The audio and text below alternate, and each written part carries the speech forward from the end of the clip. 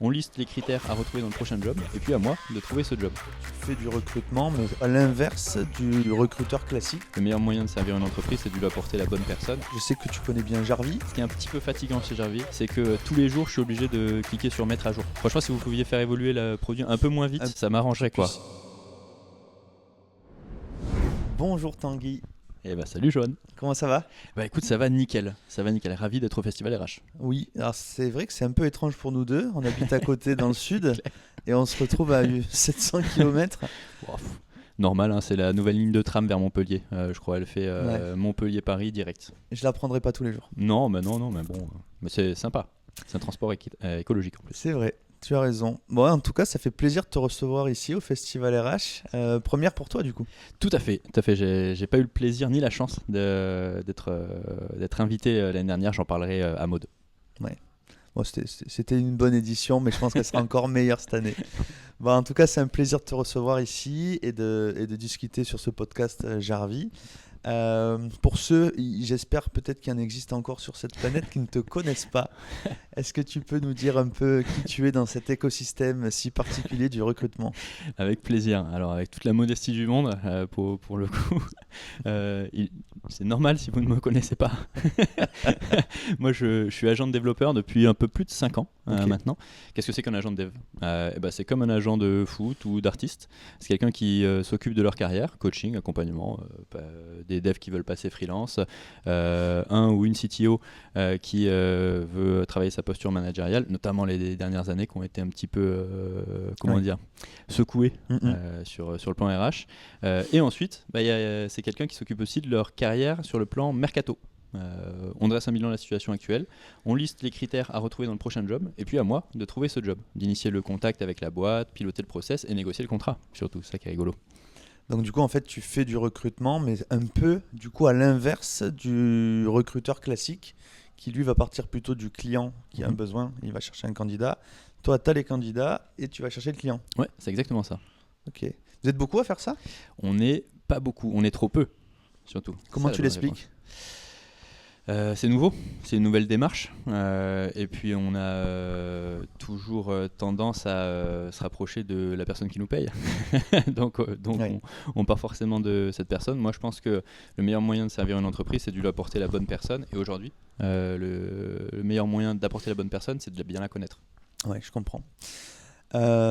Du coup, toi, un peu comme le recrutement ces derniers mois, ces dernières années, ça a été un peu secoué aussi pour ton activité?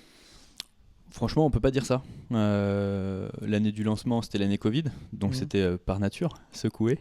Et puis après, ça va. Je sais qu'on parle beaucoup de crise, de décroissance ces dernières années, notamment 2024 qui a été complexe pour beaucoup de monde. De mon côté, ça va. Après, je ne suis pas un gros cabinet avec 1500 consultants, donc j'ai pas les mêmes charges. Mais sinon, pas du tout. Moi, j'ai pas senti la secousse. Peut-être dû parce que quand on fait un travail de qualité et qu'on fait pas de la masse, on est moins impacté par, Ouais, c'est vrai. la conjoncture, on va dire ça comme ça. Ouais. Bon, et aujourd'hui, tu es au Festival RH. Oui. Qu'est-ce cette que tu chance. viens faire ici? T'es speaker, il me semble, non? Alors, j'ai un rôle un petit peu particulier parce que je vais avoir le plaisir d'affronter des stars tout à l'heure, Ok. comme Jessica Jeziri, Léo Bernard, qu'on appellera Bernard Léo pour l'occasion, ou Guillaume Alexandre, lors d'un quiz des champions, en main stage. Ok. 45 minutes, une mi-temps de football. Ça va être dur. Alors, j'ai quand même un souvenir d'un équivalent en live LinkedIn. Hein? Ouais, Jarvis, où tu es venu déguisé en César.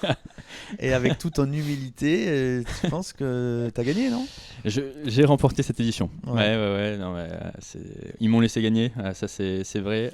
Ouais, c'est ce que disent les champions. Ouais, c'est ça. Bon. Bah, peut-être que si je gagne, ce soir, il y aura une petite surprise déguisement. C'est possible, mais il faut que je gagne. Donc il faut que le message passe vite. D'accord, ok. Bon, en tout cas, on vérifiera la véracité de l'info. Bon. Concernant les outils, je sais que tu connais bien Jarvis. Hein, on se connaît personnellement depuis quelques temps. Ouais. Et voilà. Est-ce que tu as vu un peu le produit évoluer sur les derniers mois, dernières années, et qu'est-ce que tu en penses? C'est clair. Le produit évolue, oui, parce que quand on s'est rencontrés, ça venait de sortir. Donc vous étiez vraiment en bêta. Oui, exact. Donc c'était pas c'était pas l'outil que tout le monde connaît aujourd'hui, parce que allez, 2 ans et demi maintenant de lancement, tout le monde vous connaît, et ça c'est bien, bravo. Non mais c'est vrai, faut le dire, c'est pas le cas pour tous les ATS et CRM qui sortent de terre. Donc oui, on l'a vu évoluer, mais surtout on l'a vu évoluer avec nous, avec la communauté d'advisors qui a bien grandi, et puis celle d'ambassadeurs aussi qui est venue compléter. Il y a 80 personnes quand même là, aujourd'hui, dans 5-6 pays déjà. Dans 5-6 pays, ouais, donc on le voit évoluer tout le temps. En plus, ce qui est un petit peu fatigant chez Jarvis, je suis obligé de le dire, c'est que tous les jours, je suis obligé de cliquer sur mettre à jour. S'il y a toujours une nouvelle feature ou quelque chose comme ça, franchement, si vous pouviez faire évoluer le produit un peu moins vite, ça m'arrangerait, quoi. Sûr, Trop de simplicité, trop d'efficacité, c'est un peu lassant au bout d'un moment. C'est ça. Et bon, je comprends. Ça va être difficile de me désabonner un jour. Voilà, point et pied liés, j'en peux plus. Bon. Comment tu vois 2026 pour toi ? Mais pour moi, écoute, déjà, le business tourne bien, c'est super. Je vais me lancer sur les freelances, ça fait que 5 ans qu'on me le demande.